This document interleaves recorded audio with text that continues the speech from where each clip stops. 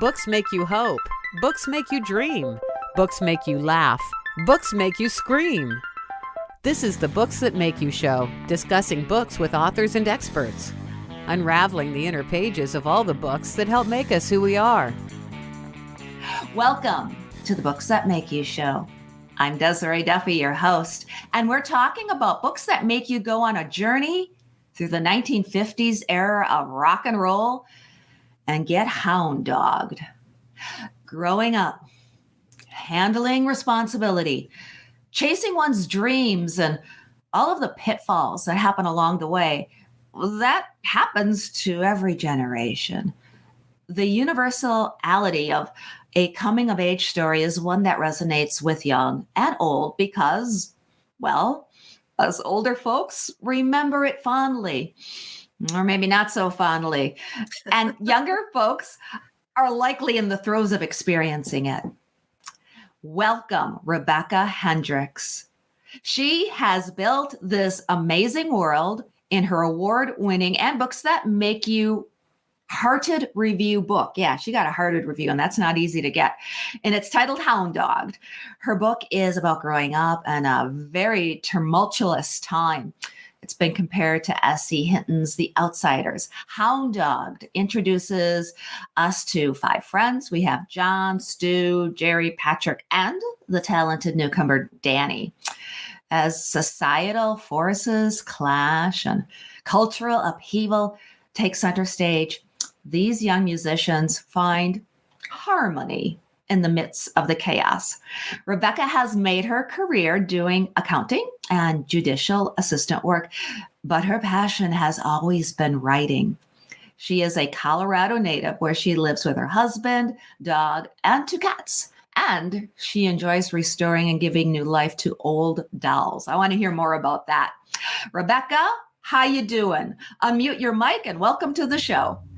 I'm doing good. Thank you so much, Desiree, for this opportunity. I'm excited to talk to you. I am too. I am excited to talk to you too. Okay, give us the lay of the land, if you could. What's going on in your book, Hound Dogged? Well, are you wanting to know about the town or just the book in general? Yeah, give me a little bit of the setting, what's going on in this town, and how are these characters navigating everything that's going on? Well, Hound Dog takes place in a small town called Madison in the eastern part of the country.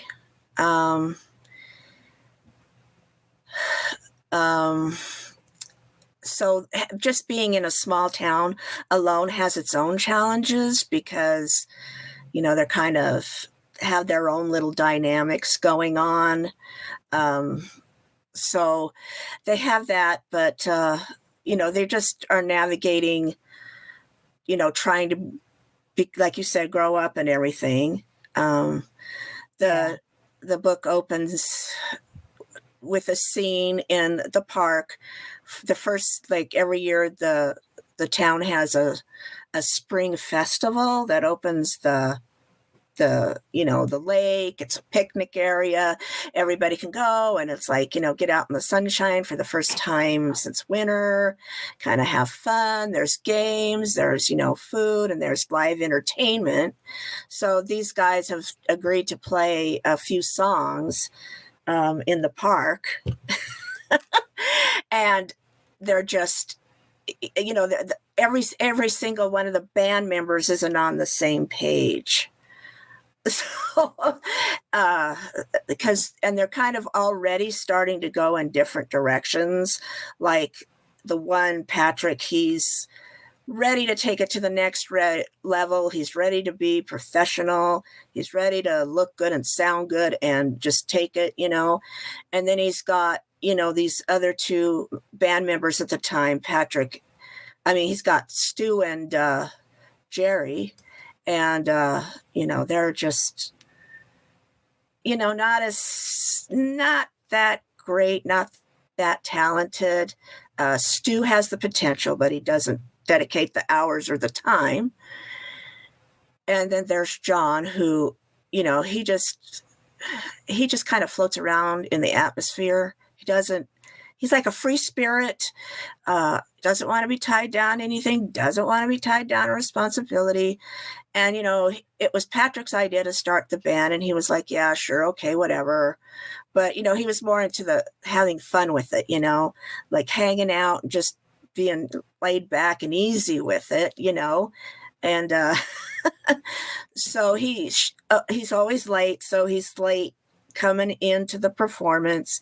He kind of just wanders through the park on his own, eating peanuts, enjoying the day, So Patrick's already stressed out, like, where is he? And then, he shows up finally. and just in time for them to go on. And they struggle with the microphone because it buzzes and doesn't work. So, yeah. So then they go on stage, and it's like, the audience is more or less really annoyed by the buzzing microphone than anything. And so that's kind of where it starts. I love that. And we all have, you just described my circle of friends when I was in high school. We all have those folks. And it's amazing sometimes too, when you look back and see how these different personalities, how they came out in the world, what they ended up doing. Because we all have that friend, right? Who's always late. And maybe I'm probably the one who's like, where are you? Be on time, darn it. Yeah. Yeah. Why aren't you here? Why aren't you taking this seriously? And when you think of having that big break, being able to play in front of a crowd, and then there's all of these things that happen. And I want to dig into, because you mentioned first and foremost, this is happening in a small town. Yes. And during the 1950s, we idolize that small town. It's got the ice cream parlor and sock hops, and everything is like something out of the TV show Happy Days, if folks remember that. That's what I go back to. Yeah. But the 1950s was very much filled with a lot of turmoil. Do you want to talk about some of the things that were going on in society at that time that gives you the setting for your book? Well, of course, in the beginning, rock and roll was considered to be, it wasn't really well received by the older generation. They thought it was the devil's music, and, it was going to cause juvenile delinquency, or at least contribute to it. And so they didn't like it. And then they didn't like the fact that young people were starting to kind of branch out on their own and kind of find their own way, which wasn't what they thought was right. They weren't really happy with like the jeans and the guys with getting a little bit of a longer hairdo going on, doing the DAs and the bops and stuff. They didn't particularly really like that. And then, you did have your rebel rousers. I mean, there was the drag races and kids running around in cars going too fast and being rowdy. And I think they were just trying to branch out, and find their way.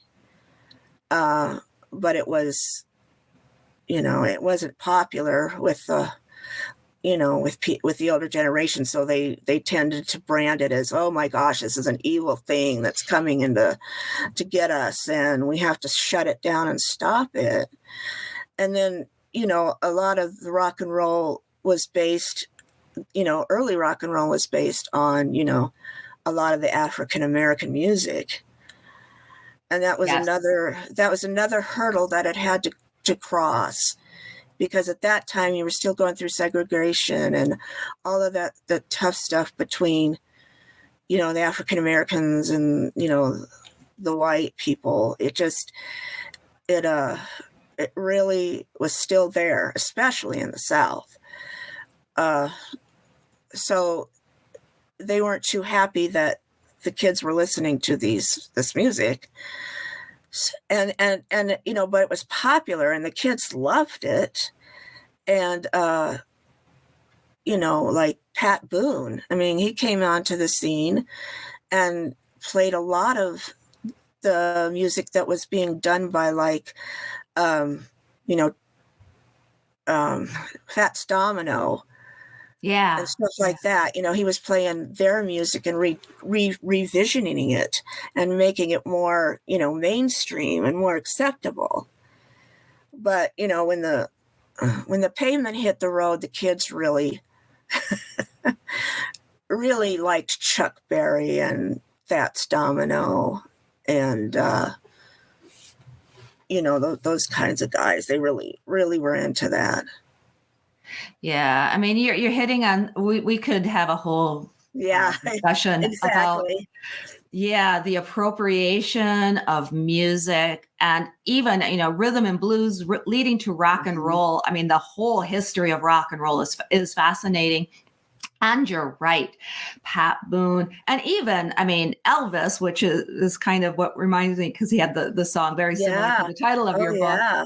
The way he danced, the way he moved, he was pulling from a lot of those African-American influences at the time. They were pulling from that.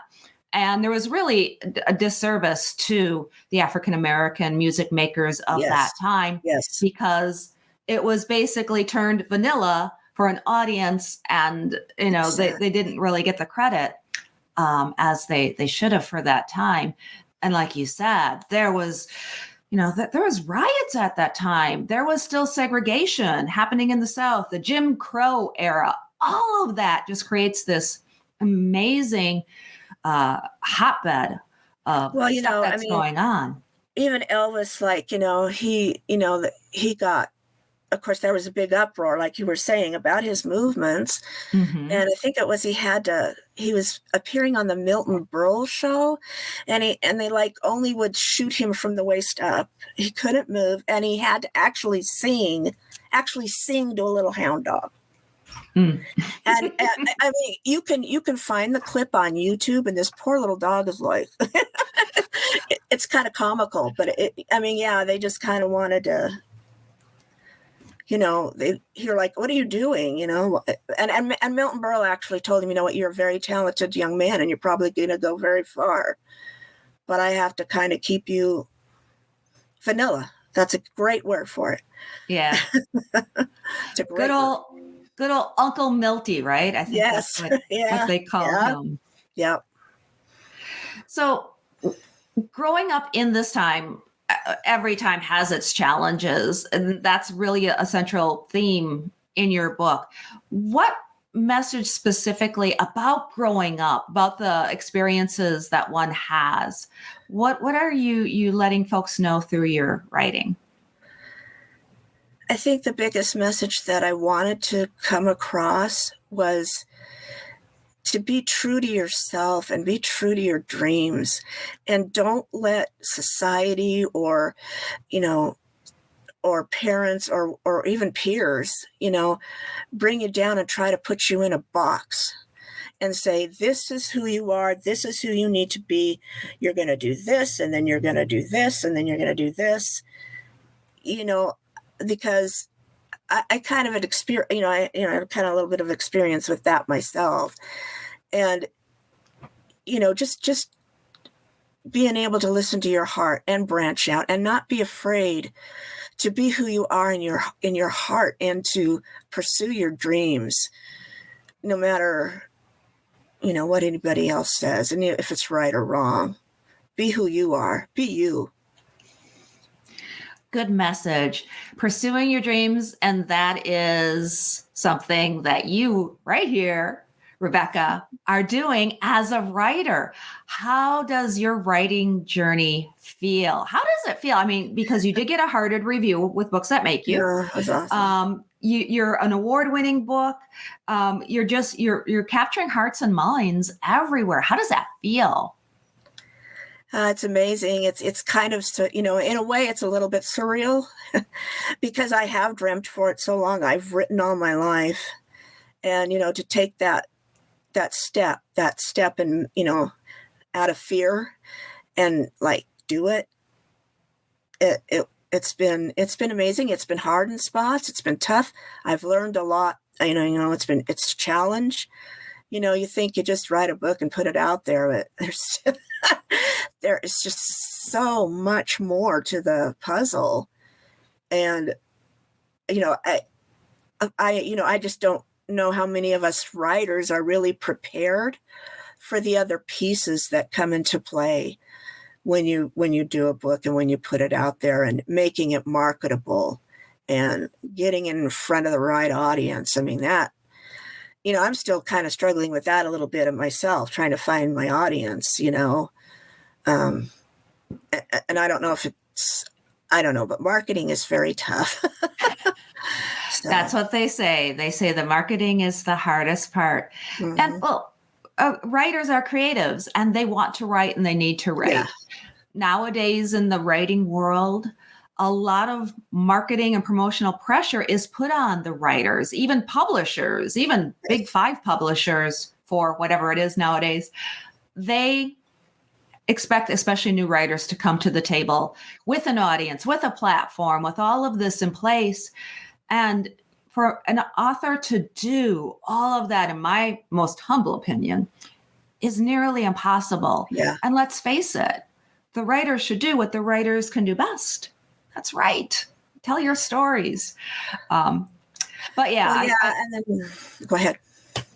Oh, I was just saying, but you are doing it. You are here, and this is just one example of you getting yourself out there. So props to you on that. Yes, thank you. And then a lot of us writers are introverts as well. So it is hard. It is hard to put yourself out there. And then like I'm older. And so, learning the whole Facebook, the whole social media piece, the whole, it's just a little bit overwhelming, but you just kind of have to take it one day at a time, one step at a time, and try not to, do all the things all at once, because that's what you feel. Oh gosh, I got to do this and I got to do that and I got to run around and I got to, you got to slow down and you got to kind of break it into pieces, or you get discouraged, you get burnt out, and Exactly. That's really important to point out for other writers. Do you have any other advice or thoughts for somebody who's maybe currently writing their book or thinking about it or about ready to publish their first book? Any tips for other writers? Just always keep your, why in your mind. Like, why are you really doing this? In your core, what's the real reason why you're doing this? And don't lose sight of your why, because you will. Because there's going to be a lot of, why am I doing this? Gosh, I'm going to give up. I want to quit. I don't want to keep going. It's expensive. And, how do I, and you make mistakes and you stumble and you fall and it gets discouraging and you cry. But you have to really hang in there and know that you're going to make it. And you don't need to make it fast either. It's for some of us, it takes time, and you'll find hopefully the goal is, and the dream is, to find your path and find your voice and find your audience, and all that stuff just takes time. So be patient and give yourself some grace. Absolutely. Enjoy that writing journey too, because it is a journey, just like life. Yeah. And it's you're going off on this adventure, just like probably the characters in most of our stories. You go off on this adventure, and there's no going back. I love, and my little chalkboard drawing behind me does not do justice. I love it too. I do. Your cover art is just amazing too. Yeah. So congratulations on that. I got lucky. Yeah, it is really awesome. And there's another book coming next, right? Yes. Can you tell us what's down the road? As a matter of fact, it's finished. I just need to get a cover made for it and go through the whole pre-launch process. It needs to be formatted. So I'm in the last stages. I'm hoping to release, well, my first thought was March, but it's looking like it might be a little toward April now, because, you hit the snafus. You just do, things happen. And so, yeah, that's when it's scheduled to come out. The title is Hard Dog's Night.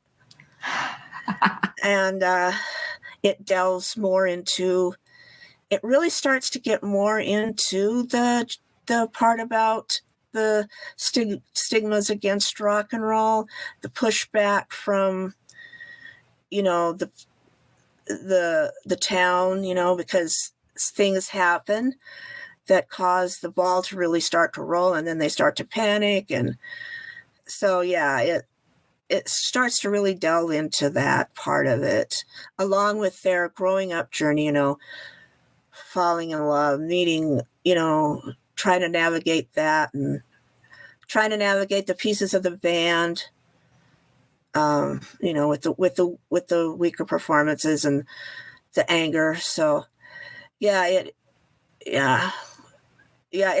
a good book. There is the Nemesis group, the ones that they're challenging with, called the Dice, and they're a band of narcissists basically, and they're on the verge of making a record. They've got a record deal, but they're having their own issues, so it kind of covers them as well.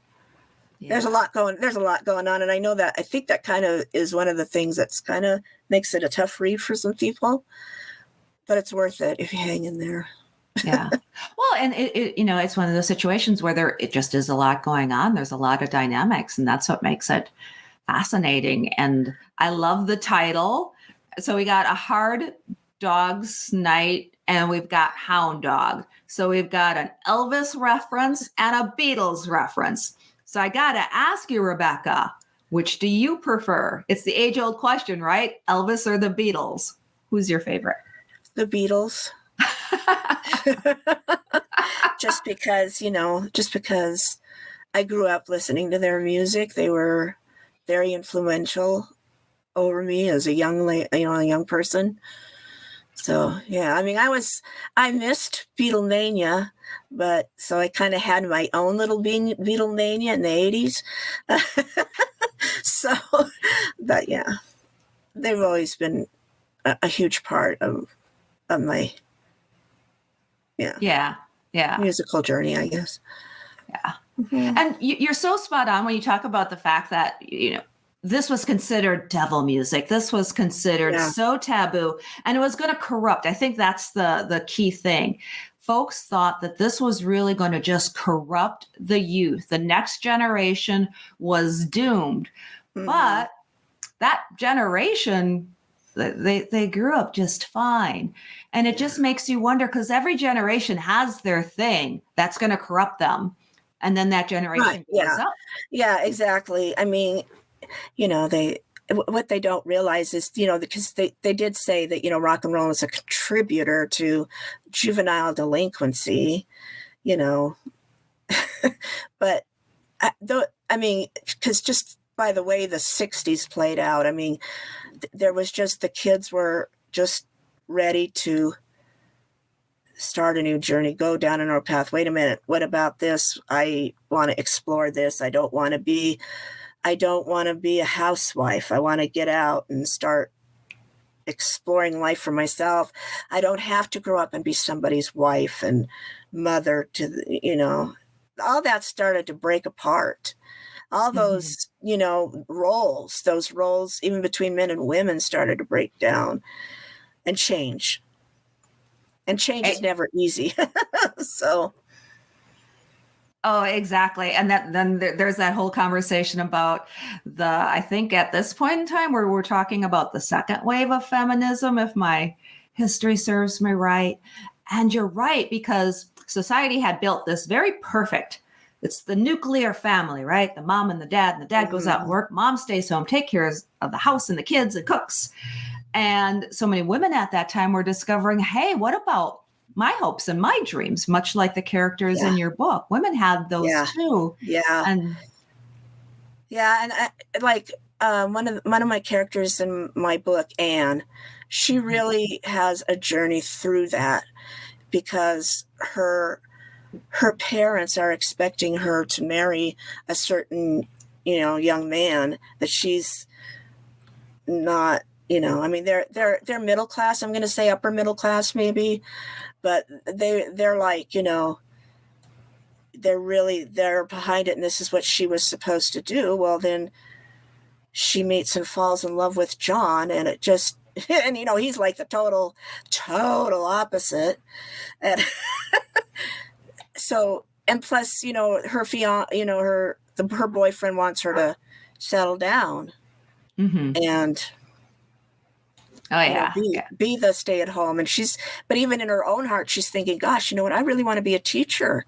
I've gone to school to be a teacher. I want to be a teacher. I want to teach young children to, so she's not ready to let that piece go. And that's a big struggle for her. It's wonderful how you have all of these different characters with their own character arcs and their storylines. Again, making a statement about that period in time. And it just weaves it together so magically. It makes it exciting for me as a writer, too, because I don't have to think about, to me, I like that. I like the little extras, going on, not just the same, just one person, not the formulated stuff, I guess is what I'm trying to say. I like. Yeah. Yeah. I hear you. I love that too. When you can follow different characters and you just have this, all the possibilities then are endless. Maybe the third book or the fourth book is going off on these other side adventures and stories with other characters. Yeah. Love that. Okay. That's what the plan is. I love it. Okay. We're going to have you come back after you release the second book. But first, before you go today, Rebecca, I got to ask you, you restore and give life to old dolls. What's that about? Tell me about that. Well, I've always kind of, liked dolls and collected dolls, and my mother collected dolls. And I just, one day I actually took a doll that my sister had that, those old dolls from like the 50s and stuff, their rubber bands break because they were rubber bands. And so I took her in to get her restrung, and I just fell in love with this composition doll. I didn't even know what composition was. I didn't know anything about that, but basically, it's they were made from a wood pulp back in like the 40s and stuff, 30s, maybe it started in the 20s, but anyway. Yeah. So they were made out of wood pulp. And so I'm like, gosh, over time they, started to fall apart, lose paint, warp, break, all that stuff. And so I'm like, gosh, there's got to be a way to restore them. And I don't know, I just really got into restoring them. It's very fun. It's very relaxing. I've enjoyed it a lot. That sounds like a wonderful way to bring back to life something like that. And I can tell that you have this affinity for maybe the older things and I do. Yeah, the history and I love history. Yeah. That was one of the most thrilling parts about the award was for historical. Because I love history, I love studying it. I've written a lot of historical pieces, so it was really awesome. It was wonderful. Well, Rebecca Hendricks, I think you are awesome and wonderful. Thank you. I think the same thing about you. So. You are too kind. Well, thank you for being here today. Can you tell folks where they can go to find out more information about you? I know you have a newsletter. You have a wonderful your website's gorgeous, by the way. People need to check it out. Can you give folks your details? Yeah. So Hound Dog is available on Amazon. And I have a website where you can find out more about me. It's Rebecca Hendricks author.com. And I'm also on Facebook and Instagram as Fabulous. Rebecca Hendricks author. Yeah. Yep. Excellent. Rebecca Hendricks, author of Hound Dogged. Thank you so much for being with us today on the Books That Thank you for having me. Thank you for having me. You bet. My pleasure. And thank you, everybody, for joining us as well. You can find out more about us on our website. That is booksthatmakeyou.com. You can also follow us on Facebook, Instagram, TikTok, YouTube. Make sure you subscribe, ring the bell for notifications, leave some comments. All of that stuff really helps our YouTube channel grow. So please take a moment to do that. And until next time, all of my bookish buddies, please do me one favor, and that is Enjoy all of the books that make you exactly who you are. The host and executive producer of the Books That Make You show is Desiree Duffy. Sound mastering and engineering by Dave Napox. Social media and content promotion by Siddhi Jahagirdar. Copywriting and editing by Mike Robinson. The Books That Make You show is an award-winning podcast produced by Black Chateau Enterprises.